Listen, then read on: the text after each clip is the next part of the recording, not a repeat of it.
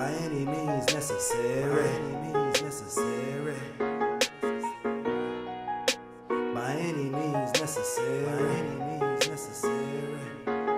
Pop back when we pop back. Pop back, pop back when we pop back. Pop back, pop back when we pop back. Pop back, pop back when we pop back. Any means necessary. It is I, your host Dominique, coming to you live from WODU. It is Wednesday, October 10th, 2018. Thank you so much for tuning in. I missed you guys last week. Listen, let me tell y'all, this traffic in Hampton Roads is utterly ridiculous. We were trying to, but the RVT and the Monitor Merrimack was just out of control last week. So we are here. We got some catching up to do. Shout out to Kayla. She did try to come today. However, the traffic, again, is absolutely horrible, and she is stuck behind that traffic. So we're going to have her on next week and learn all about yoni steaming, as she calls it. But we're going to talk about a little bit today, if Nick doesn't pass out beforehand. Again, it is Wednesday, October 10th, 2018. By Any Means Necessary is here to empower, educate, and entertain. It is brought to you by 360 Arts and Productions. 360 Arts and Productions is a Hampton-based media company specializing in original content creation, photography, digital arts, videography, music production, script writing, and more. With professional creative directors who always make your vision a reality, 360 has grown into a powerhouse in record time. For all of your media needs, contact 360 today at 360amp@gmail.com. On today's show, we have all the normal. We have news and hot topics, Black history, and discussions on effects of the male figure in the home. Upcoming events. Excuse me, y'all. You hear that feedback? Mm-hmm. Do y'all hear that feedback? Let me know. Listen. Hey, Junior. Hey, Chanel. Hey, Ashley. Hey, guys. Make sure you share. Hey, how y'all doing? Thank you so much for tuning in. Hey, Aubrey. Hey, Elisa. Hey, Bud. Hey, Maisha. Y'all better tune in, okay? Oops, my bad. I brought Bud on camera. That was an accident, Bud. Just don't accept it. I'm sorry. Yes, but again, let me know if y'all hear that weird sound. I could be tripping. But again, upcoming events. We have the She's Boss Empowerment Workshop on November 17th from 10:30 to 3 p.m. at Northampton Community Center. Check Shaylin Moore's Facebook page. There are 15 tickets left to that event. It's almost sold out, and it's supposed to be it's really going to be a bomb event that day. Shaylin is coming on next week to be a part of the show to tell you guys what you can expect and just a little bit about her career and her media broadcasting. She works at, is it FedEx Field in DC? That's what it's called? I think so. But she works for the Redskins, so we're going to hear all about that. And she is very young, straight out of college. She got her master's degree, so I'm excited to have her on next week. Birthday shout outs. Again, I wasn't here last week, but I would be remiss. I didn't know all these people were born on the same day. Last Wednesday, we had India Ari, who turned 43, Talib Kweli, who turned 43, Black Thought, who turned 46, and Al Sharpton turned 64. Today for birthdays, we are celebrating some good folks as well. We have Maya, who turned 39. Maya look bomb. Maya turned 39 looking like she looks, makes me want to go vegan. Like, for real. No cheese, no milk to look like Maya. Ben Vereen is 72, and David Dinkins is 91. This week in Black history, Huey Newton started the Black Panther Party, and we'll talk more about that and how we can continue on with his legacy very soon. What to watch? Let me know what you guys are watching. I'm sorry. Hey, y'all. Hey, Janae. How are the babies? They good. We got the one big one right here. Say hey, Xaria. She's our newest employee at 360. If you guys saw the pictures that I posted yesterday, the one of Nick and I, that was actually done by Xaria. So we're going to train her and get her ready, and she'll be making money soon. Making shmoney moves. Ain't that right, baby? Real soon. Again, let me get to that quote. I'm sorry. This quote is from Stokely Carmichael came with this. It is a call for Black people in this country to unite, to recognize their heritage, to build a sense of community. It is a call for Black people to define their own goals and to lead their own organizations. And again, that is directly related to the Black Panther Party, and we're going to get into that really soon, talking about, again, what we can do and how we can keep that legacy alive. Hey, Cha-Cha, how you doing? You ready for homecoming? I'm gonna be there. We're gonna be there next Wednesday at the concert, and I know you guys cheer on the 20th. Try to come out there too and get some footage of you guys. What to watch? It is October. In October, you know, the 31 days of October, we're trying to get into scary stuff. There is no scary movie out that I am excited about, but I do know that because of Halloween coming up, Netflix has posted up on some old classics. So check out the others if you haven't. And the very first scary movie that my mom made me watch was Carrie. So watch Carrie and make your kids watch it too. Your kids think they tough and they can watch scary movies, put Carrie on. The other's more of a thriller, psychological, but it's really dope. We're going to take our very first break. When we come back from break, we are going to get into hot topics and news and talk more about the legacy of the Black Panthers, and I'll be joined by my king. So I'll see y'all soon on By Any Means Necessary. This song right here is from a new artist called Rum Gold, and it's called Where's the Smoke? Where the smoke at? It's 360, bruh. I ain't posing.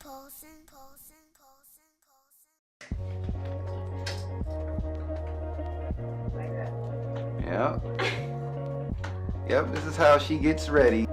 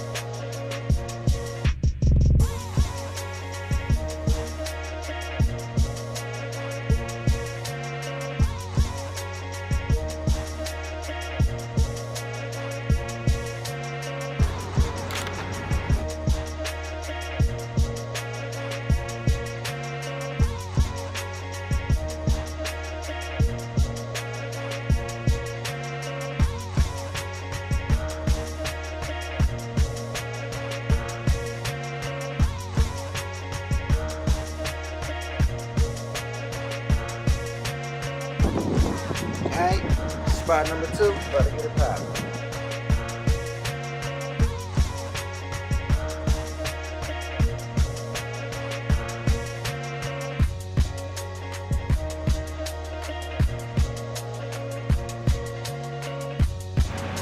Very cold.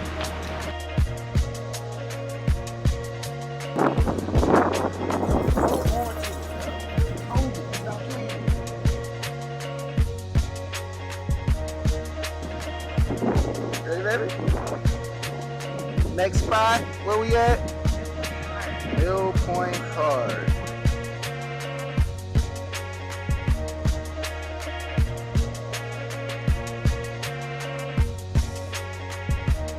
Huh? Shout out to you. What? Ladies, my outfits work today.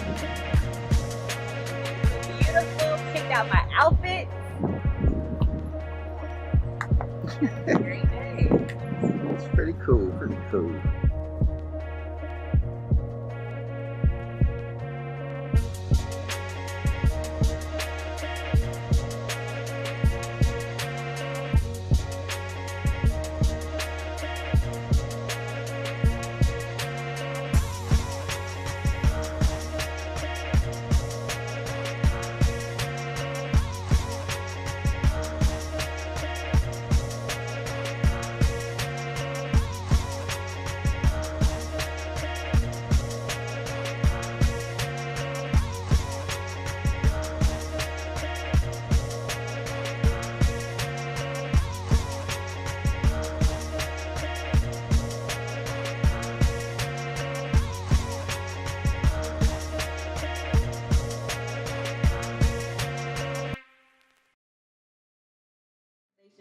My friend India, probably about 2 weeks ago, and she was like, "Hey Corey," she said, "what type of music do you like?" So if anybody's ever watching the show and just is wondering what where I get my pool of music that you might not have heard of, I would say my genre is indie R&B.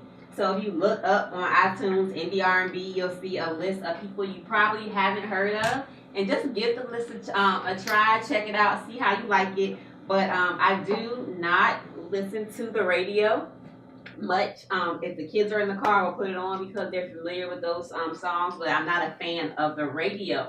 And to talk about why I'm not a fan of the radio, I am joined by Xaria. And Xaria is my oldest daughter. She is 9 years old, and she is just great. Xaria is very intelligent. We had the Naturally You Conference. What was that? Like a month, 2 months ago? Yep. And the first time doing it was last year, and Zaria's nickname is Queen Heart. Zaria is very thoughtful. She is an awesome kid. She's always looking out for other people. She is just a light to be around. She is always in a good mood. And I know, like, obviously, you know, parents, I'm sure, get on her nerves at times, but she does a great job.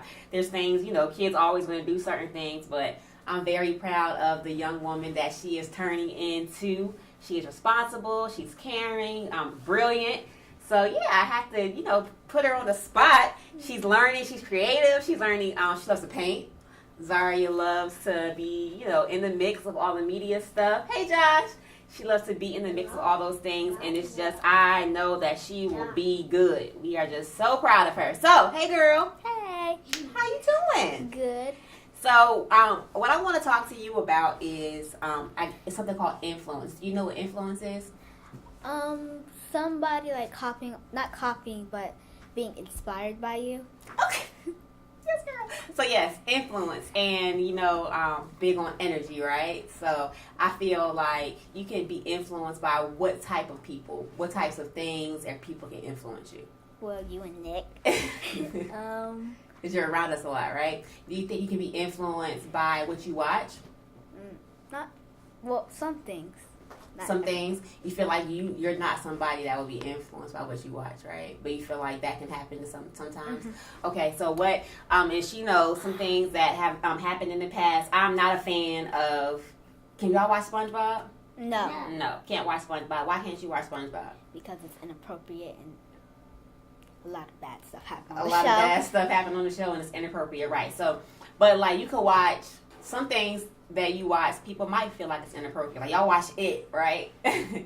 But my thought process when it comes to, you know, watching things and influence is I feel like some things you're able to separate more than other things. So if you're watching TV, so Disney Channel, I am not, hey Aunt, hey Corey, I am not a fan of Disney Channel because I feel like when children look at the Disney Channel, they can see themselves as a reflection. When you watch things like Descendants and you watch things like That's So Raven, and even sometimes with Teen Titans with the littler ones, they will say, you know, when they have pretend, they will say that I'm this person or I'm that person. So like Descendants, you would say that I am, who was the girl? That you would say that you were? Uma? Okay, so Uma, right? But Uma is an extreme character. So you know you're not somebody who lives in the sea. Yes. And that would act like Uma. But you can watch a show like Andy Mack or That's So Raven or Raven's Home and you can identify with the sister. Mm-hmm. Think so? Okay. So what my issue is and where I stand is you can look at somebody and try to, without even thinking about it, their behaviors can be a part of your behaviors. And some children and some adults can look at some musicians or some characters on TV and start to become that person, start mirroring those behaviors, even if it's subconsciously. So when it comes to Disney Channel, it was a period of time where if I said something, if Nick said something, if any adult in their life said something, they might think to respond in a way that's not typical for kids being raised by black people. So any type of talk back or any type of questioning, if you're not raised like that, where are you getting that from? And sometimes that can come from TV. There was an episode on the show, I guess the Roundhouse or whatever. It was some episode on one of the shows where the children were, you know, conspiring to not listen to their parents. And anything like that you look up to, that you watch often, you understand how that can become an influence. Yeah. How do you think that can work with music? Some music can be like how they sing it. Mm-hmm. The words that come out their mouths can be bad. Yeah. How does that make you feel if you listening to a song? Because I know we play edited music. So if you hear a song, we played, what was that song by Drake? With the Look Alive. Look Alive. We played Look Alive, and the unedited version came on. Yeah. How did you feel when that came on? I was super surprised that that he said all those cuss words in that little song. Were you disappointed in Drake? Yes. So you go to school, and I'm sure there's kids in your classes that cuss and that say certain stuff. Do you feel like you have to be cool, you have to talk like them? How do you feel? What do you feel like when they use those words? If they cuss, then I guess I'm not their friend. Not their friend? I'm just gonna annoy them. Ignore them? Yes. So what I would say is definitely, I went through a point in time where I had friends that would behave certain ways, but I knew how I didn't want to act, right? So I had friends in school, in high school, that would leave school and they'd be smoking weed, or they would leave school and just skip school throughout the middle of the day. And I considered them my friends at the time, even though I didn't act like them or behave like them. You know what I mean? But I'm proud of you. At this age, if you decide that you just don't want to be around somebody like that, like, you can decide they're not your friend. Your friends need to have these qualities. And I would, enforce to all of y'all in here, there is something that's taught, like, be nice to everybody, and you know what I'm saying. But friends is a powerful term, and I always get on Janae about using the word best friend. When you call somebody your friend, or when you call somebody your best friend, You gotta know their name. you gotta know character them. trait. Exactly. Know their character traits, know who they are, everything. Because you and Xaria, I love y'all relationship. You and Xaria are like-minded people. You know what I mean? You don't want to get yourself into the wrong crowd or have friends that aren't like you. You want people that are like you around you, that have the same values and the same morals and that laugh at the same stuff. You don't have to be friends with everybody. You can be nice to everybody and be associates with them, but if they're not doing the things that you aren't doing, don't make yourselves be friends with them just because. And they might be popular. They might have a whole bunch of friends and everybody might laugh at them, but you don't have to be like them because you're you and you're better. And I will tell you that. You are better. You are better than anything negative. You are better. Right? You know that, right? Yeah. Cool. So what type of, like, environment, what kind of person are you in school? Like, what would you say if I were to ask Xaria? Like, do you think people know who Xaria is? Yes. Yeah? Who are you in that type of environment? I'm kind and I'm responsible. Yeah? How does that make you feel? If you're in class with somebody and they're like, they might call you a teacher's pet, how does that make you feel? Happy. Like, thanks, I'm good, right? Yeah. Yeah, word. That's what's up. What do you, going back to the influence and things like that, and something I also want to bring up is, while I am, conscious about what you guys listen to, I know it is about a balance. At one point you didn't hear songs on the radio, but you started going to after school program, you were hearing the songs anyway. It's about responsibility and how, if I feel like that Cardi B image is rubbing off on you, it won't be a part of what you're listening to, a part of the stuff that you intake. How do you separate liking a song and being able to have fun with your personality? Because you don't act like Cardi B, you don't act like Nicki Minaj, but you know the songs and you have fun with them when they come on. But how do you draw the line with knowing this is who I want to be and this is just entertainment? Because I know I'm kind, and the song doesn't sound as kind as I am, so I sing most of the song where I think it's okay to sing, and then some of the song I just stop singing it. Right, because that's not part of who you are, right? Mm-hmm. I'm so proud of you. I think that's important because, again, even if you aren't that person, there's something called energies transferring, right? And you can be in a good mood, and then you can put on a sad song and want to start crying and have no idea why you're sad now. Or you can be in a bad mood and put on a hype song, and now you hype. You know what I mean? I'm not a street person, gang. You know what I'm saying? Whatever. But Big Bank come on. That's my song. You know what I'm saying? I don't get hyped to Big Bank. I ain't never been to Cali. I don't do what YG do. And I know how to separate that. And I'm glad that you're able to know, like, okay, this is time to have fun, and this is time to, Chill out. chill out. This is, yeah. So Xaria, you are getting into this arts media type of world. Like, what do you want to do? Do you know what you want to do with it? Are you excited about doing it? How does it make you feel when you're on set doing it? I feel very, very excited because I think it's cool to be recording people and seeing what people do. Yeah, to be able to capture memories and things like that. Mm-hmm. Cool. So with 360, do you see yourself if somebody's like, I want to shoot with Xaria? You can do a whole photo shoot. You'll be excited to do that? Yes. Cool.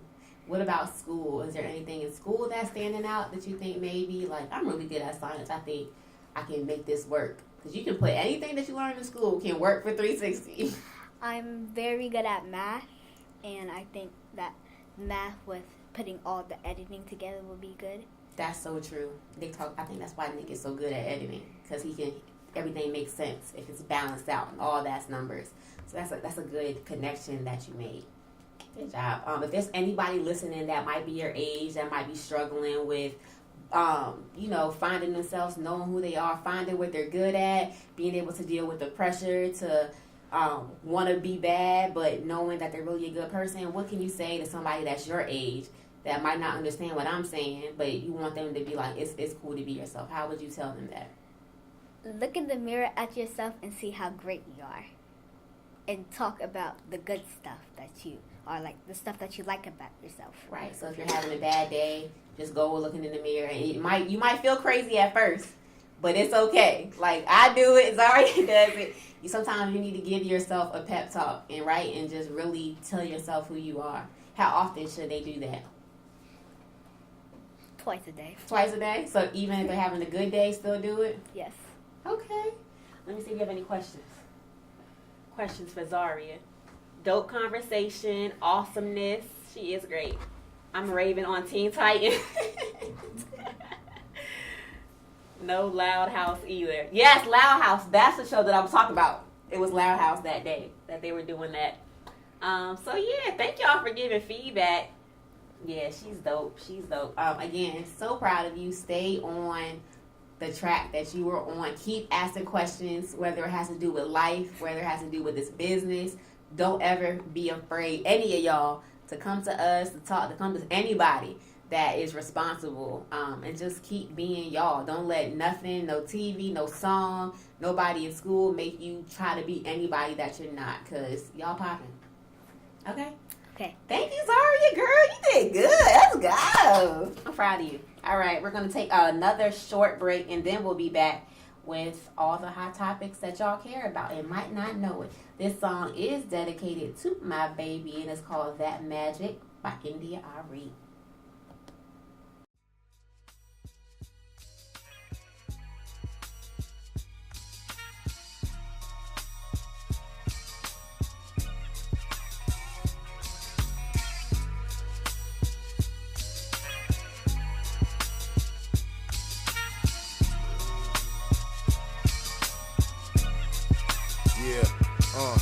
Backing up to the crib to bag it up at the crib. Music so loud, I don't know how my neighbors can hear. Packed so loud, we swear we in the process of moving. Raise off the block with a corner store, sell you a Lucy or a pack if you got it. The youngins all sling narcotics. You can steal if you want it. The city's still gonna profit. Kill a man and free guarantee. Police still gonna profit. Your life worth a few dollars. Only if you let it, you're more than led to believe, my nigga. Don't forget it, they want you to follow them. Say what up and acknowledge them. Keep your head on the swivel, my youngins like break stop it. You always trying to school niggas. When you take your ass to college. Detours and red lights. Up in bed nights, trying to get my head right. Bills and family slowly sailing me to insanity. Don't mention detours and red lights. Up in bed nights, trying to get my head right. All because of detours and red lights. Up in bed nights, trying to get my head right. Bills and family slowly sailing me to insanity. Red tape and fine print, a destroy a mind state, especially when you let us. And you ain't on that vegan shit. I once asked the deaconess, why does God smite people? Her eyes got evil and said everybody deserves a beating. God dang.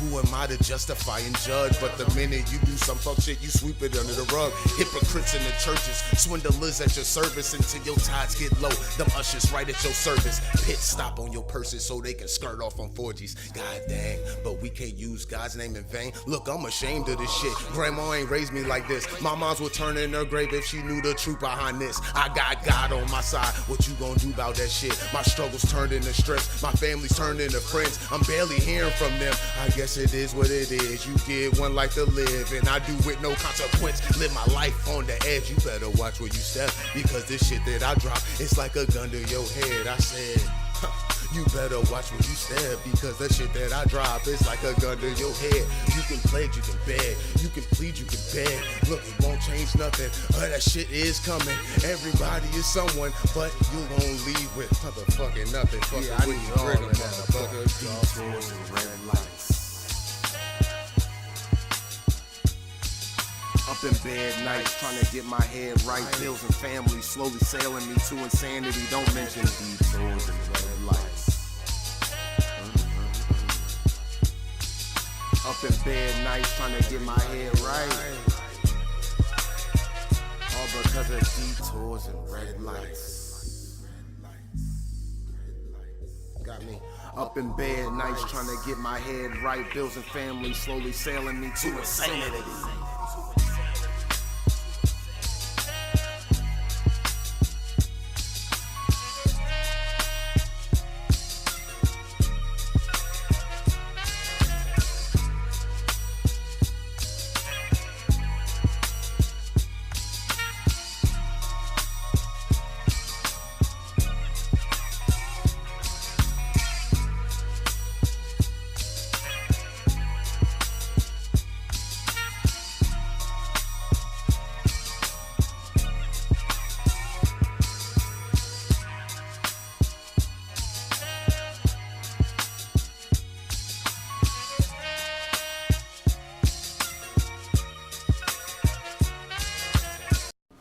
Hey, welcome back to By Any Means Necessary, coming to you live from WODU Studios out of Old Dominion University. Again, it is October 10th, 2018, and By Any Means Necessary is brought to you by 360 Arts and Production. Are you a restaurant owner looking to get the word out about your spot? 360 Arts and Production has the answer. And the new show, Y'all Know I Like to Eat, the host DJ DC of 103 Jams will interview your chef and find out about what makes your food special while trying out your top dishes. The show will air on many platforms. 360 has email us today for more info at 360amp@gmail.com. If y'all are tuned in live on YouTube or Facebook Live, y'all see who I'm joined by. I'm joined by my king. Hey, baby, how you doing? What's up, Queen? I'm good. Another Wednesday. Another Wednesday. If y'all follow us on Facebook, I just want to thank y'all, Facebook and Instagram, for showing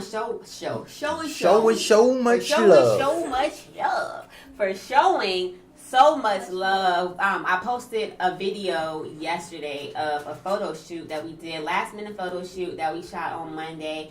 Nick had the idea to get behind the scenes footage, and it really was just a great day of just him building me up, for real, y'all. It was dope. It was fun. She don't realize how amazing she is as a model and everything else in general, but she did that whole thing. I helped out. She was a little discouraged because a few girl things ain't work out for her, but it don't matter. She could have wore anything out there. It would have been a dope shoot. Thank you, baby. I wasn't feeling it, but he really did pull me out of that funk, and the kids were there. And if you watch the go to my page if y'all haven't seen it, watch the vlog, you'll see what it's like just with us. Like when we say the kids be with us like that, they be with us like that. Oh yeah. And unless we have a job where they just can't come. I don't think Obi has missed out on a job. I don't think so. Maybe one episode of Y'all Know I Like to Eat. Yeah, probably. But he's definitely the first AD at this point. Yeah. He's the first AD at this point. So again, thank y'all for showing love, for sharing and all of these things, everything we do. Within our first year. It is just, the growth is really it's amazing right now. And I just can't wait to see where it goes with the company, and I'm excited to be able to really do our mission, because beyond the media, beyond the film, beyond, you know, changing the narrative, that's really the mission of the company. Yes. Is to really help people beyond the camera. It's to teach people, it's to heal people, it's to connect people, it's to set people up for generations. And like, offer fair opportunities. Can I highlight them real quick, baby? you sure can. Hey, look, we are looking for interns and paid people to come join the team, and we're not looking for like somebody just to be what you call it, just an employee. We're looking for people right now. If you are looking to get into something that's going to be lifelong, something that's going to be big, something that you can put your heart into, and this is something that you love, or you just want to learn it and be part of what we're building, that's who we're looking for. We need you as soon as possible. We can build. We need you yesterday. Yeah, like we got it. You know what I'm saying? And it ain't gonna do nothing but growing. It's growing faster than I ever seen anything else grow. So like, contact us, man. Holla at us. How can they get in contact with us, baby? You can holla at the owners at 360amp@gmail.com. Y'all can visit the website and holla at us, www.360artsandproduction.com. Y'all can holla at me, n.h.360arts.com. You want to get on the arts team, anything with arts, What if digital it's design. somebody who wants to, you know, help out, but they really don't have the experience? Are you willing to train them? I'm willing to train, because it's so many different aspects to what we do that, you know, and I've learned a little bit of all of them. There's certain things that I'm trying to master that I want to stick to, you know, as far as, you know, the cinematography and the editing. Those are my things. So like, I'm looking for people that want to learn lighting, that want to learn sound, that want to learn digital design, or if you have a background in digital design and want to learn more. Like, I know all of these things enough for you to get you going. And if I have somebody that can focus 100% on that, we can build a very, very good team. Mm-hmm. You know, that all of this has expansion capabilities. You know what I'm saying? I'm looking for somebody to be the head of the digital arts department. Right. And be the head of the sound department. Right. You know what I mean? And, you know, I don't even want to keep going into, you know, the possibilities, because I'm too excited right now. But also, before I get off here, before we get off this topic, Friday night, D Briggs Red Lights dropping. I'm very excited about this project. It was the song recorded in 360 Studio. The vlog was dropped today with some of the behind the scenes. The videos dropping Friday night is epic. Just wait and see. I'm so proud of the project and how the work that you guys put in. Shout out to Briggs for letting us be the company to do his first video. And again, like he said, everything was done in-house. Music was recorded, mixed and mastered. Concepts of the video. So the video was directed, shot, and edited by Nick. By 360. And like, again, it's the color, everything. It's really a piece of art, and I really am just excited for you guys to see that. Keeping in topic, but switching topics. Like I said earlier, Huey P. Newton this week started the Black Panther Party, and Stokely Carmichael has a quote that says, "It is a call for Black people in this country to unite, to recognize their heritage, to build a sense of community. It is a call for Black people to define their own goals, to lead their organization." I feel like the Black Panther Party was one of a kind, and since there is, you know, different chapters, and it has expanded to, you know, if you look up that there is people today that has restarted the new Black but Panther I feel Party. like there's nothing that was like it was at that point. Juice, open the door.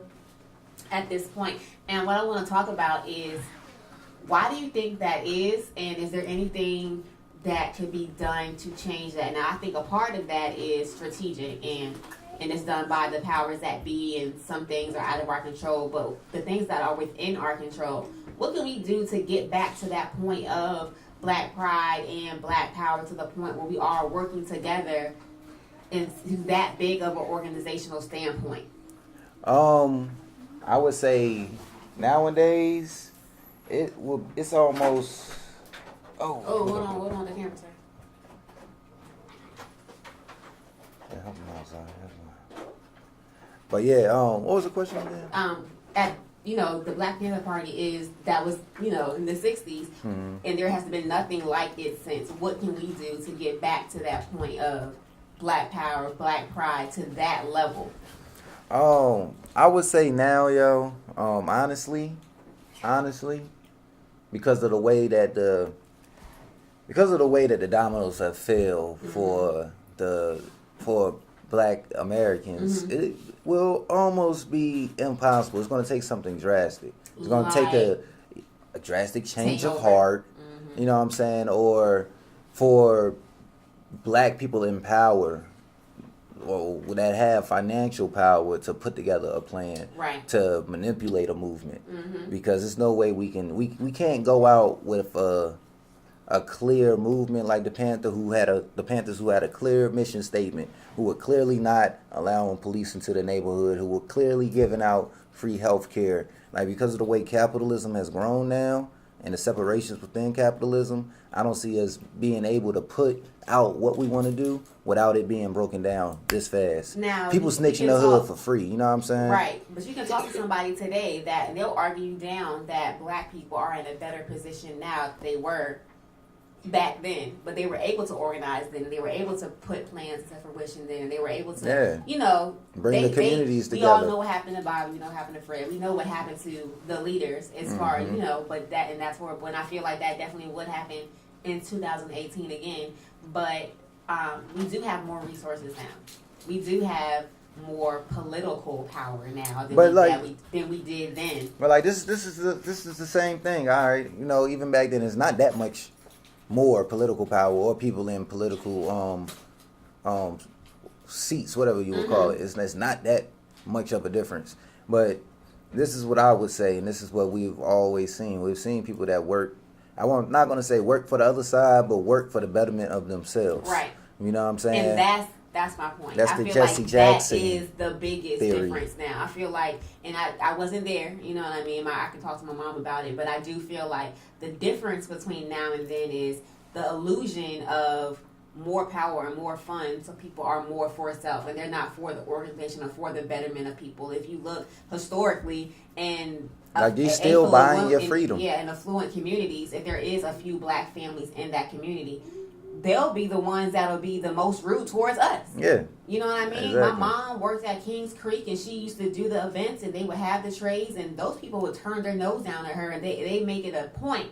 And I don't want to say all of them, in majority, through our experiences, it will be a point, if you are an affluent Black person, to let the person that is lesser than you in the Black community know you're not on the same level as me, or don't ask me for anything. And that one needs to change. When I say that we are serious about this wealth being strategically placed back into the community, we mean that. Like, it's not about, that's what I'm saying. We're not for self. You cannot be for self and say that you are for the Black community. Those things are contradictory. And like the other point I was trying to make, the other reason why I feel like it's impossible for it to happen now is because of the momentum of these other movements that have, I'm not taking away nothing from them when I say this, but they have totally overshadowed something I feel to be more derogatory towards society. You know what I'm saying? Like, more detrimental. Yeah, like it's just the crime, the act is worse in a sense, because it's actually life being lost or life being stolen because of prison systems and not even life not even being able to flourish because of schooling and just how things are set up for an entire community, even for a future. Like we was talking the other day, they base prisoner percentages off of 4th grade tests nationally. Did y'all know that? Hey Tiffany, I'm glad. Thank you. To join into this conversation, I think it's perfect you came in at this point. Baby, I'm happy you slide over to this side, and we're gonna bring Tony Marshall in. How you doing, Tony? Hey, how y'all doing? Tony is from the official Black Wallstreet. Is that what we calling it? Say the name for me. I don't want to mess you up. Yeah, I'm Black Wallstreet Enterprise. Black Wallstreet Enterprise. How you doing, Tony? Thank you for coming through. I'm good. I have a different view on that. This is by any means necessary. You have your platform. Let's talk about it. He said it was impossible, but I'm doing it. So Doing what? Talk about what you guys restructuring Black Wall Street. Basically, the format and the plan is to pull all entrepreneur ideas of our culture. We have to realize that our culture is not Black American. Our people are afraid of it because they don't understand the narrative. So we have to change the narrative. So by that, and for every, we have all different types of people listening. We are on a PWI campus, so people will hear that and not really know what you mean. So they're afraid of Black people's culture in general, or the potential of Black people. Well, the biggest trick is they try to make us think it's Black culture. What? What is? The stagnation of our people. Okay. You see what I'm saying? Yep. And that's not Black culture. Not at all. The reason why they took our history out of the school is so, in the bigger picture, in the bigger scheme of things, when they introduced people like the first woman millionaire. She was the first Black woman millionaire. And a lot of times, those things seem foreign to us and our children, especially my generation. I'm 40. So it seemed foreign to us until we went to study. Right. So what happens is the stigma is they tell us that it's in a book, which that was the biggest lie. We have to search within ourselves. So when we move forward and we searching in ourselves, our dreams and our aspirations are bigger. So this is why they want us to go to school all the time. They want us to go to college and get a degree, but 90% of the people that go to college and get a degree, they don't work in their field. Yeah. So you're saying they're making you pay for your real history? Yeah. Right. Yeah. So what is the plan? What is your plan? You said you're connecting to entrepreneurs now. Right. Do we have a location? Like I'm trying to get down and let people know how they can be a part of the movement. Well, here it is. It's bigger than a movement. It has to be a lifestyle. So when we say movement, they're just fads. Okay. We have to really make this our lifestyle. Have to make it our first nature that we're willing to build true wealth. See, the main problem is that most of our people want to get rich instead of get wealthy. See, other cultures want to get wealthy.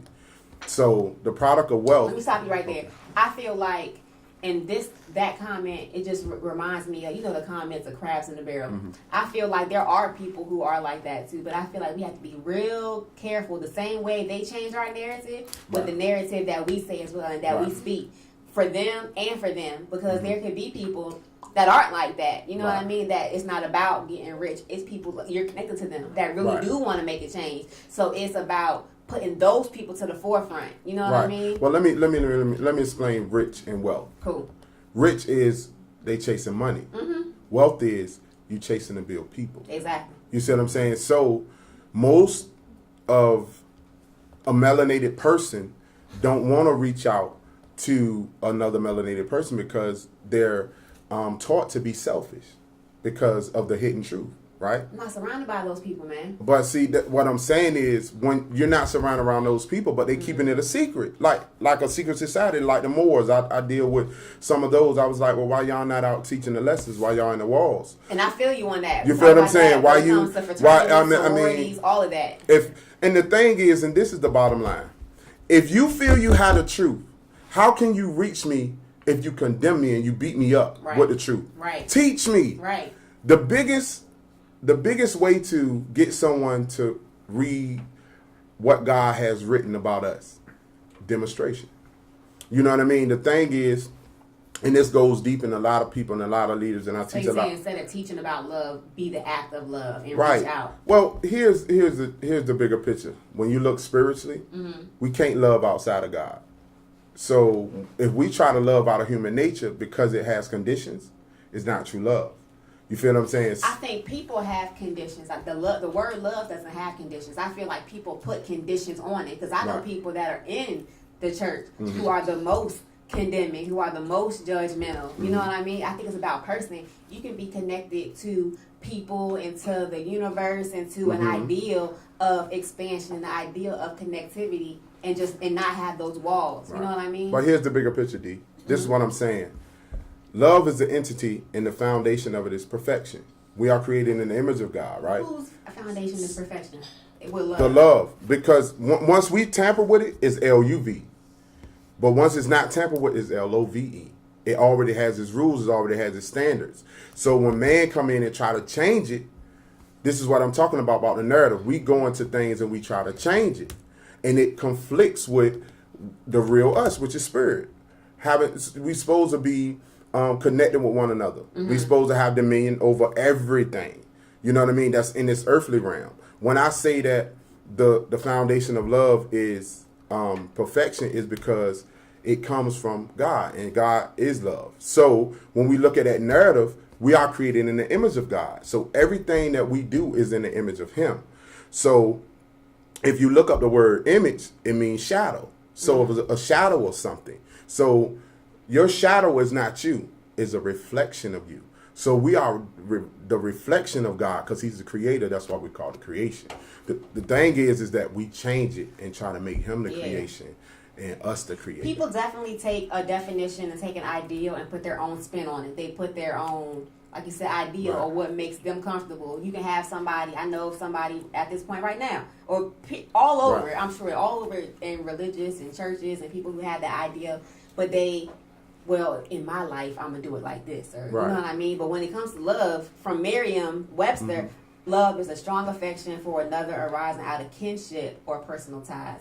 I think what I want people to do, or just think about, you know what I mean? Because again, this is open dialogue. You can do whatever. It's just, don't put love in a box. What I had to learn through my own personal experiences, I know I'm not perfect. I know he's not perfect. I know they ain't perfect, but I love them, and I don't expect them to be perfect. Where the unconditional love comes in is loving even though, loving in between, loving still. As long as that person isn't detriment to your spirit, you know what I mean? That love should be there. Even if you step away, you can still show love to that person. But perfection is nowhere in my but again, I don't subscribe to a religion. So that could be different. So my rules could be different as well. Well, the thing is this. We shouldn't have rules on it. It shouldn't be a religion. It should be a relationship, building a relationship. So here's I feel you on that. Here's some comments. Somebody, hold on. What they say? They're saying less build, yes people, man, like that definition of love is created. Love is a feeling, and knowing is yourself. So loving is basically is knowing yourself. Well, think about this. Our ways that we describe words are not the way God describes. That's why He gives us instruction in the Torah, in the Quran, in the Bible, that our ways are not His ways. Who wrote the Bible? So, man-made. So that's. But I'm saying, like, see, you got to understand this though. It's somebody scribing your story too, D. So it's somebody. So it's somebody scribing his story. Yeah. So what happens is when they look at the narrative, what I mean by the narrative is whoever narrating or whoever speaking. God influenced the scriber. But He said in His word in every holy book that we are a written epistle. So our story is being written so someone else can read. So in the near future, we become history. So what would your history read? When they read your letter, it's 2 letters. One you write and one he write. Yeah. The one he write is the right one. The one we write is the prefix of what we want. So it's 2 preliminaries, just like it's a natural manifestation and a spiritual manifestation. So here we go. We have where we always deem to the natural for what we see in the natural, instead of looking deeper spiritually. So we're supposed to look spiritually. So in Romans chapter 8, share with us about the suffering.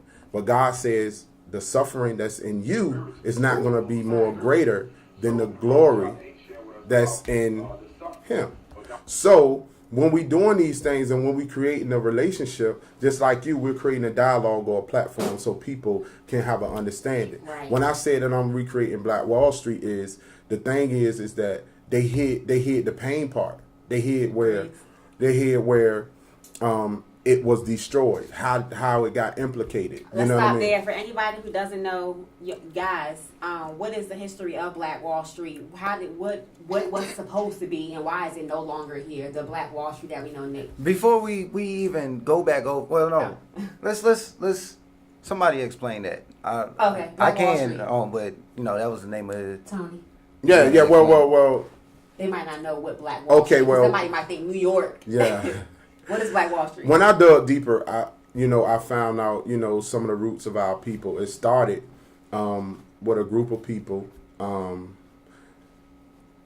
I think it was, they migrated from, I forget where this town was at, but it was a little hick town, and they was being, ostracized and all of that. So they say, let's create something. So all the entities that had strength got together, church, bank, business, and all of that. So it got infiltrated through the church, though, because the church wanted to integrate and pull others in because they got greedy. You see what I'm saying? So that's how it got destroyed. You know what I mean? By doing other deals. So you mean this is, but the story that we know in general is the bombing. And Right. This happened before. But what about before the bombing? How did, you know How what I'm did that saying? even be able to happen? How Right. was it even come in and destroy? Because in some cases, if you look at it in the Moors community, they said that it was an entity before the Black Wall Street, but it was like a secret society. Why is it that if you want to build up our people and teach our people, right? Why are y'all hiding it? You know what I mean? You know why this Black Wall Street is the example of why they're hiding it, and this is why I said what I said at the beginning of this entire conversation. We have to look at our history and what happened throughout our history, and take examples. Right. We see the infiltration of the Black Panthers. We've seen the infiltration of the Nation of Islam and what happened with Malcolm X. We've seen the infiltration of the Black Church in so many different instances. Right. We've seen the move. Move was just blatant murder. It was they just did what they wanted to. We see these examples. We see how things end when we put things on Front Street, like Black Wall Street. That's why I say that once things are advertised, that's the issue. That's when. Because look at the Black Moorish community. Right. That is our as far as anybody in America that can really subscribe to something and say that they are an entity that's doing something that's black. The Moors have been here since before the Native Americans, if we really want to look at history correctly. You know what I'm saying? And they are still lasting. Everything else we put on First Street, they tore it down. They destroyed. They killed. Right. You know what I'm saying? And we can't hold them accountable. We can't go to war with that. You know what I'm saying? Even more so, let's even get deeper. The Moorish community is one that integrated and taught every nation of people. Yeah. You got to understand that. So everything that we have, like far as religion, far as culture, far as historical background, far as cleanliness and all of that, the Moorish community taught and civilized. Yeah, I mean their teachings are everywhere, but they don't have an Instagram page. But see, the thing that gets me is that if you know that your people is suffering, you should pull them in. Now you don't have to expose it, but the thing is when I go to one of them, now I deal with a lot of them, but when I go to them, they're like, oh man, so they they spit their knowledge at me or whatever, and then I can have a dialogue with them because I was in it before. So my thing was. So the Moorish community, are they similar to the Masons? Masons. There's actually more Masons. Right, more Masons. So the thing is all men? Pretty much. Yeah. Eastern Star would be the equivalent to more. But the thing is that the only demonstration that they do is when they do events, like unification events. But the teaching is very paramount to the culture. Okay. If you pull people in and teach classes and all of that, you don't have to create a dialogue in the open, but don't keep it secret from the people that you're saying you're saving. If I wanted to know the teachings, would I be able to look it up? Is something that you can look up online? Well, one of the issues is, and it hurts me to my heart, but this is the truth. You don't qualify because you're female. Yeah. You see what I'm saying? Well, so I don't want to be a Moor. Right, that's what I'm saying. Can I right now be like Moorish teachings? Not the real. Not for real. No. Okay. And see, the thing is like 5% was an offspring. Yeah, because if you have the unadulterated truth, you have the pure truth, and it can save lives. It can change our culture from a perishing predicament. Why not teach? Why not go out? You know what I mean? Why not go out? And I'm not bashing them because I have a lot of Moorish brothers. You know what I'm saying? But my key thing is when I have a conversation with them, Why are you hiding the truth if you have the What is truth? the answer? You see what I'm saying? The answer is, well, you just got to come to the meetings. Oh, okay. Well, what if I can't make the meetings? You know what I mean? Like a real enlightener, and I know this for a fact, a real enlightener will go to that person. You know what I mean? You don't have to just say, hey, come to a brick and mortar building. That's what's wrong with the church. That's what's wrong with the mosque. That's what's wrong with all of these people. They want you to come to a building. The parameters. Right, instead of coming to the spiritual concept. Right. But you know what I can say on their defense? They don't see themselves as us in their history, in their teachings. From what I got from the little time that I spent around It's like them, selected. it's like they're you gotta subscribe It's to this. natural selection. You're gonna see yourself. You're not a African American no more. You're gonna learn different history. Right. You know what I'm saying? So they don't feel accountable to us. Yeah. Well- it's like the Africans. Well, I mean, I have an inside track too, because one of my business partners, and we about to do a webcast. He's a Moor, and if you see the children dying and you know the truth, why not go out and speak up? Like you don't have Regardless. to, you don't have to go to a forum or whatever. You know what I mean? The biggest teacher is demonstration.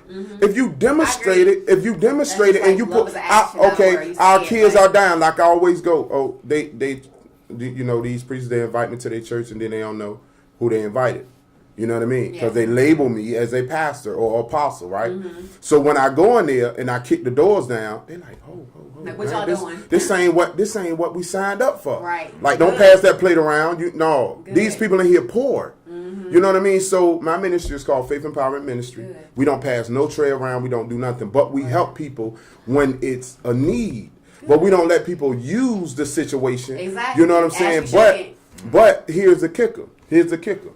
Now, the Moorish nation know how to manipulate the law. So why would you allow the church to get a 501c3 and then they got to be quiet about everything when the kids dying out in the street? They can't say nothing. That's why I tell these leaders now, you can't even walk in your neighborhood. You go back to your big pretty house in the beach and you don't even know these kids out here. I say, I'm in the hood. I got my house built right in the hood. You know what I mean? For a simple fact, because a lot of people said that it couldn't be done. Yeah, hold on one second. We got a comment. At this point, there are so many people in our community that truly believe they are not capable of making the change. The biggest weapon against us is making us feel powerless. We neglect our power because we don't know it's there. And Tiffany, I would totally agree. I would feel like the PTSD, the depression, the constant, and we talked about this before. They constantly showing us black men getting arrested. They say black fathers aren't involved. I'm out at a game every Sunday and I see all these black fathers. I see the healing. I see the people with mental health getting therapy. Like saying that black people are this depressed and we just don't have nothing to offer. That's what the media is showing in large numbers. So yes, that influence that we talked about earlier is real. So just the first step, like you said, is understanding and knowing the power and just going out to do something. Yeah, like- You're not supposed to go out tomorrow and change the world, but again, if you can be a part of something, part of the Black Wall Street, come be a part of the media company that's trying to do something different. Help a kid that needs to eat. Right. Be a mentor. Those little things add up so big to make a difference, and you'll start to feel power. I was at a point when I was depressed. I was diagnosed with anxiety, but I got my power back, and now you can't tell me nothing.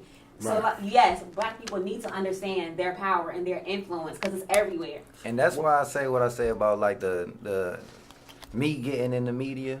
Other than something that I love, like I know that if I'm able to give or create a new narrative and control the culture and never sell the culture, While creating jobs. While creating jobs, like I don't care what kind of deal you can give me. Right. I want control of this narrative. I want control of this story, and I don't want it unless that's being given. Exactly. That's because the reason I think media is so important right now and in our situation is because we don't control none of it. Everybody is signed by somebody of a different race. There's not too many black people that's in control of their destinies and in control of what they put out. And if you try to control it, they'll cut you off and get somebody else who's willing to chase that bag. You know what I'm saying? Yeah. Like it's that type of thing. I want to make it cool to show, To stand up for your people. Right. yeah, just Like, to for show real, stand up. positivity Yeah. of us, to Yes, stop yes. regurgitating the same same negative stereotypes stereotypes. all the time. Because, and I'm sorry, Tony, Yeah, real quick, yeah. because we do, and I was careful with that too, because when you hear positive and negative stereotypes, we still have fun. So it's showing the full culture. It's showing the stuff that we do that can be silly, stuff that can we do that can be. We do some dumb stuff too. However, the narrative is always towards the positive. It's always towards a goal. Nobody here is perfect. You know what I'm saying? You're going to see some real street stuff, but the motivation, and they're going to have their kids with them. You know what I mean? Yeah. It's all the full Or you're circle. going to get the full backstory of why they're in that situation. Exactly. Well, I mean, this on a music tip, because I have a I deal with every entity of business. Everything that we need or that we want, I'm gonna create it.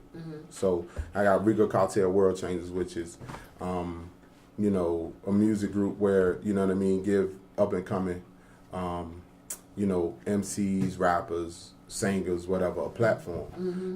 My little brother came up with a concept called the Dojo. So we made it like the MC Dojo, right? So like MC Lounge, his name, Kwame, shout out to Kwame Garcia, Black Rican. You know, we're really trying to do something to help people understand that hip hop and rap is different. Hip hop is the culture. Rap is the offspring. Rap is the son of hip hop. Rap is capitalism. You know, yeah, that's what I'm saying. So think about this. They make them want to be rappers. Rap. Yeah. Like, they make, think about it. Yeah. It's called rap. But if we change it, reach all people. Shout outs. Yeah. So you got to understand, you know, we come up with certain situations to where it's labelism. And I got to write a book about that, labelism. If we take the labels off, we can be fine. You know what I mean? Everybody wants acceptance because they want a label. Hey, I want to be famous. Hey, I want to be rich. If we take the labels off, come on, man, we come together like they did back in the day. Everybody took care of everybody kids. And like you said, the labels, there's so many categories all sprung from the labels. So again, with the Black Lives Matter thing, if you go to the website, like you were saying, it's not what it's set out to be. It's all about labels. Their mission is all about labels. When like you said, hip hop, the culture is supposed to be protecting Black lives, but the labels make it something else. Well, it's just like this. Black Lives Matter was created by a European American. The lives can't matter if you're not black. If, you know what I mean? So my thing is a label. Why would you label me black?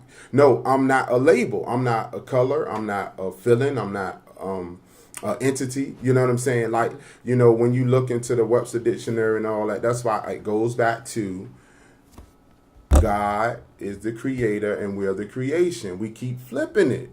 You know what I'm saying? And when we flip it, like your husband was saying about the narrative, now I read it different. But because people have spiritual dyslexia, they read it in another form. That's why people like us have to have control of the narrative so that the labelism won't stop. You know what I mean? So the ironic thing is we took one of the greatest things that we did and we take it for granted. And I know a lot of people of older generations are not going to agree with me when I say this.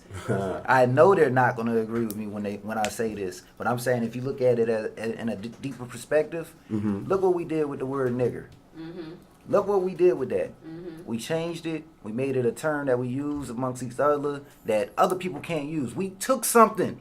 We took something and made it our own. Literally did that. I know it's derogatory. Yeah. I know it came from bad backgrounds. But if we can somehow do that on a different type of scale it always comes with up our Black culture, Twitter. that's what we need. Our culture. We need to take our The whole culture culture. and make it ours The and make whole it good culture. again. Because right now it's derogatory. It's bad. Our culture is bad. You know what I mean? We need to take it and change And the it. influence behind and it make is it good. detrimental. Yes. But think about this. A lot of people live in Norfolk and don't even know we own Grammy Street. We own Grammy Street. You know what I'm saying? Yeah. Like Grammy Street was our Black Renaissance. Not was, now. Listen.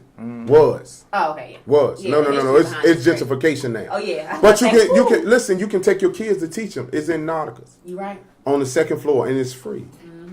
But you see what I'm saying? Because they didn't do their research, they don't know that they can teach their kids that, you know what I mean, it was mostly black owned. But again, I 100% agree. Like that needs to happen. But piggybacking off of what Tiffany said and something that Nick said earlier, it really isn't. Everybody listening and all black people, it's not our fault. Right. The hurt and the place that we are in now of not knowing, it's not our fault. But once you know, start researching. Like you said, there's no way you would know that because I graduated high school in 04. We at least had some type of Black history.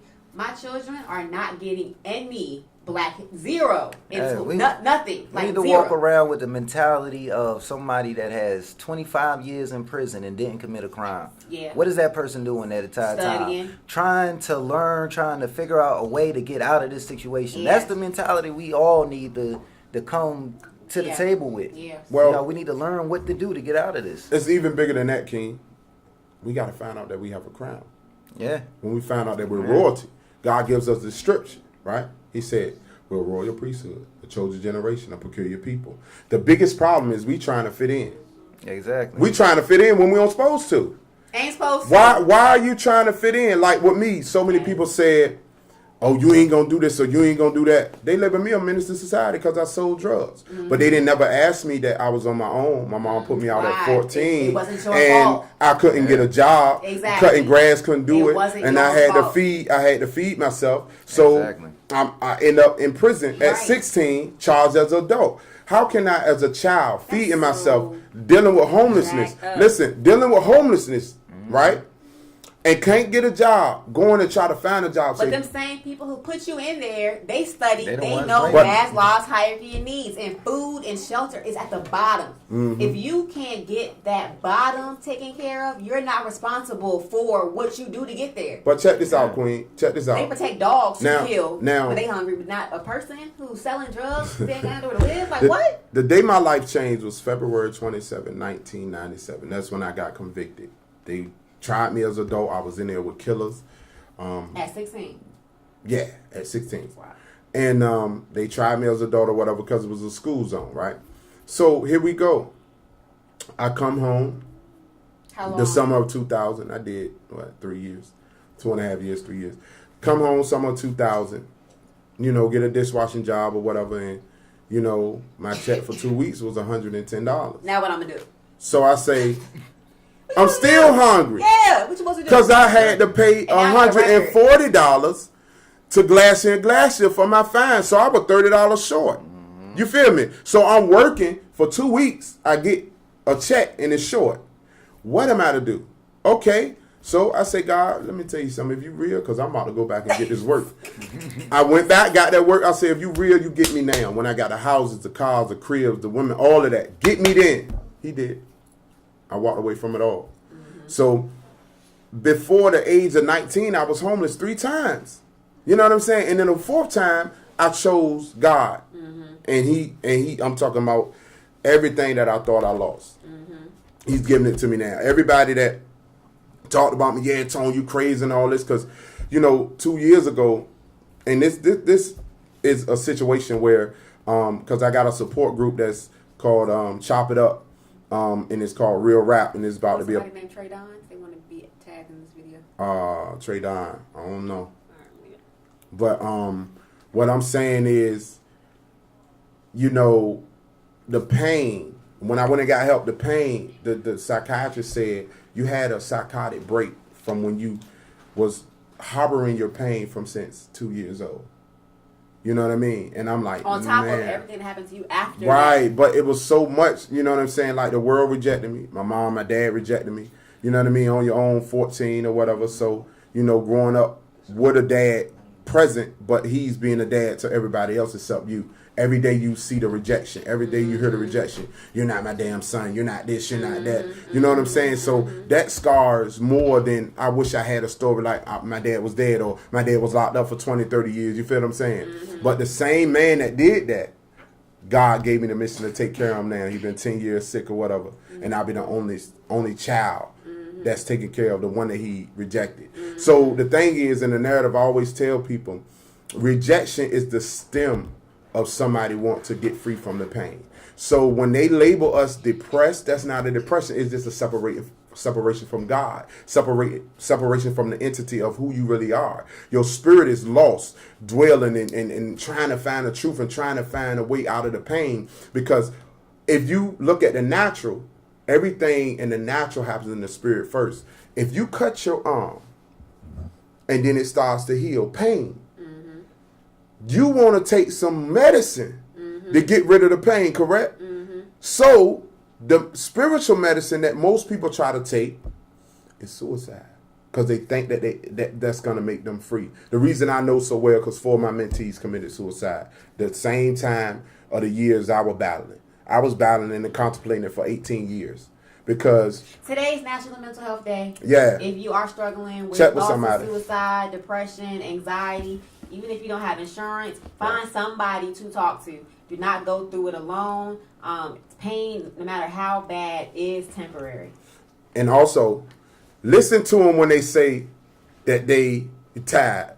You know what I mean? Because I'm tired. You know what I mean? I don't really rock with too many people, but the people that was close to me, no, you got God, you all right. You know, you're a pastor, you got God and whatever, pray. I don't care how much Jesus you got. I don't care how much Buddha you got. I don't care how much Muhammad you got. If you get hit with all of that life at one time, listen to me, one time, from when you was a child it don't matter about any of that to stuff. adolescence to adulthood. That's the point. Because when you was a That's child, you had to be an adult. You know what I mean? I had to make adult choices when I was a child. Mm-hmm. So the thing is, they look at you now. You know what I mean? But what about the backstory? Mm-hmm. I was doing my studies last month, and Nelson Mandela shared a narrative with the people. He said, "Don't look at my success. Mm-hmm. Look how many times I failed. Look how many times I was captured. Look how many times I was That's why social media is so dangerous. Right, and don't look at the now of me leading the people. Look at the journey and when I couldn't lead myself. That wasn't." Right, and all of those people that I put expectations to. This is what gets you and drives you. Exactly. If you put expectations in your husband because he's flawed, he's gonna disappoint you every time. Mm-hmm. But if you put the expectation in the God in him, guess what happens? You are able to fix his crown. You are able to be his helpmate. Mm-hmm. You are able to do these things because now you're not looking at him at the flawed person. You're looking at him through the eyes of the Creator. Mm-hmm. You're looking at him through the eyes of God. Mm-hmm. So now, when he have problem or situations, you're quick to help, quick to forgive, quick to show mercy. Mm-hmm. The reason why, because you're not just looking at him as your husband. Mm-hmm. You're looking at him as a king. You're looking at him as a creation of God. I look at him at that way anyway. Right. And I feel like, in general, I feel you. And there is a select few that have been to the other side, and I feel like my story is unique. I do know that, so I do want to caution, and I'm real transparent with people who come to me, whether it be for relationship advice or just because they might see it and be like, "Ooh, wow!" Like no, like I know there, like you said, I know he's not perfect, and I know when I know I'm not, but I understand that and don't expect for either one of us to have it all together. You know what I mean? So I know our time winding down, but this for the people in the relationship, marriage or otherwise. Your mate can't love you. You got to understand that. It's two flawed people in a situation where are you willing to suffer for that person and build something and build an empire? Or are you looking? Who don't understand that is, can you stand the rain? Right. It's that stuff. Like, your love is really tested when it's not all sunshines and all of that. Are you willing to go through that stuff and deal with that and get through that stuff? When you get to the other side of it, it is better. And, you know, that balance. And here it is. What is your love language when you mad at him? And that too. Can you still be a wife? Can you still be a girlfriend? Can you still be a boyfriend? Can you still be a husband? What is your love language? Can you still do what you need to do when you in your feelings? When you feeling some type of way? That's what I need you to break that. When you in your feelings, can you? When you in your feelings, you still have a role, not a role. Yeah, see, people label it as a role. No, it's a mandate. See, because at the end of the day, everybody put expectations on something imperfect and want perfection out of it. It can't happen. It can't happen. Yep. That's something. There's no such thing as perfection. Right. In this realm, look, so many things that we try to expect in this realm don't exist. Truth, loyalty. God called us adulterous people. So why would you want somebody to be loyal to you? No. Appreciate the situation while it's solid now. You got 5 wives at home, Tony? No, sir. I ain't got 5. No. That sounds like somebody that got a whole bunch of wives. No. But you got to appreciate the moment because life will hit you. Life will happen. Yeah. I wanted to walk away from everything, not knowing that I was losing my mind. Mm-hmm. So I was bold enough to say, you know what? I don't care how much Jesus I got. I don't care how much I love the Lord or what. That's why, like, I want people just to, for real, like, be responsible for yourself and your actions. And sometimes people put so much pressure on stuff that it ain't even gotta be like that. Like, for me and how we live, like, it's simple. You know what I'm saying? And when I say I love that man, I'm loyal to that man, I mean that. Like, for real. And it's because I've been through some stuff, and he done been through some, so it's a little different. You know, and I know, like, storms gonna come, right, whatever, but it ain't gonna be nothing tremendous, and I'm confident in that. Well, this the thing. This the thing.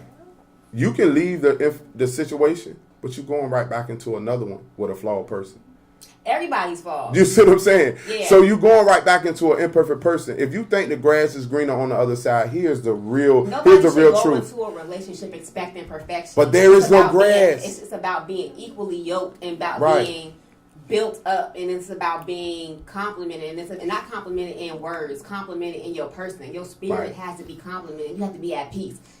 But everybody is different. That's me. I need to, because I got them diagnoses. I need to be at peace, and I need to feel, I'm universal, so I'm an Aquarius. Aquarius are people who are very hard on themselves. I can look at anybody and build them up, but when it comes to myself, I have bad days.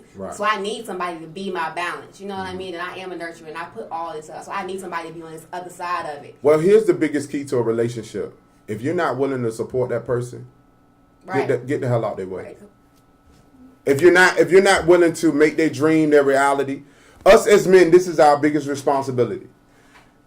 Not taking care of the kids, not taking care of your wife, not, doing what you want to do, but making your family dream their reality so they can live it. So if you make their dream their reality, guess what? That ultimately take care of itself, because you can't take care of them, period. I don't care how much money you got. You only can buy them material things, but that's not taking care of them. The Word of God shares with us, a wise man leave an inheritance for his children's children.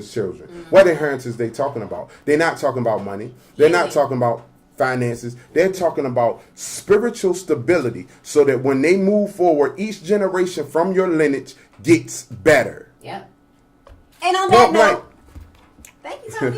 Again, that is Tony Marshall, Mr. Black Wall Street. He is a consultant, an entrepreneur, and a life coach. If you like what you heard and you want to know more, you just want to reach out to this brother and be a part of the movement that is Black Wall Street, the resurgence of Black Wall Street. Please email him today at mr.tony_marshall@yahoo.com, or you can call him. Check this out at 757-802-8227. You can find him on Instagram at Chef Black Wall Street. And on Facebook at Tony Marshall. And you also cook. Yeah, so look, I'm also a 5-star chef, but I bring you more than the food. Look, I just want to shout out one of my business partners, Lance, and my big man, Steve. Lance Taylor? Yeah. For real? Yeah. So, Lance. Big man. We doing they doing a gala or whatever at the Slover. It's Friday the 19th. Come and dance your way, your night away at the Slover, and then we got the Big Steve and I'm doing the Fight for Cancer comedy show the 21st. It was some. Tony is also going to be a part of. Y'all know I like to eat too, so you'll see this face again. We're gonna do a whole tour of the 757 and go to all the restaurants, try all the food, talk to some people, talk to some mentors, and find out, get some behind the scenes. Well, I don't have many. I only just have one, Maurice Wilson. He the only one took a chance on me. You gonna work it out? Yeah, but also too. Well, I got this for you, giving back. A lot of times we gotta celebrate our unspoken heroes, and we want to let them know Dominique 360 is an unspoken hero. So, we wanted to I wanted to bless you with that or whatever. So, we gotta celebrate each other. That's the biggest thing that we don't do. We don't celebrate each other. Right. So we have to. So I have a lot of stuff coming down the pipe. So meet us the 19th at the Slover. Meet us at the 21st at Palm Gardens. It's some typos on it. It's not at Origami. It's not the 20th. It's the 21st. Okay. At Palm Garden because of the response. I got a +1. Yeah, I'm gonna have to get another ticket. but it's at Palm Gardens because of the response of the people. So we really want to. The thing is, it was so unique that Trophy Boards is doing. They putting the proceeds right into the cancer patient hand.